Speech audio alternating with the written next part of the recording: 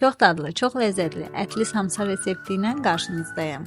İstifadə etdiyim stəkan ölçüsü 200 ml-dir. İstifadə olunan ərzaq ölçülərini isə videonun alt qismində qeyd etmişəm. Onun üzərinə duz əlavə edib bir qədər qarışdırıram. Daha sonra ardıcıl şəkildə qatıq, soda, sirkə, yumurta və əridilmiş kərə yağını əlavə edib xəmir yoğururam.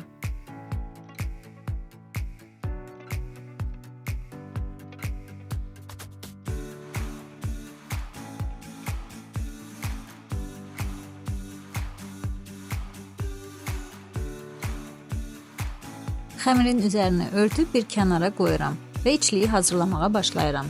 Bunun üçün qiymənin üzərinə kub şəklində doğranmış kartof, soğan əlavə edib qarışdırıram.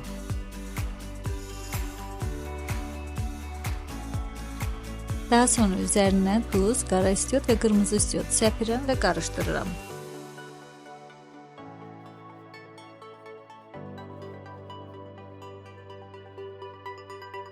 Xəmiri kiçik kündələrə bölürəm.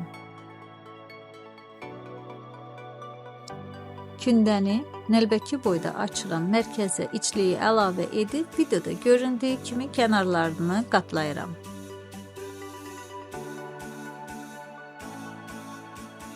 Hazırladığım xəmirləri soba listindən yerləşdirirəm. Üzərinə yumurtanın sarısını çəkib əvvəlcədən 180-200 dərəcədə isidilmiş sobada bişirirəm.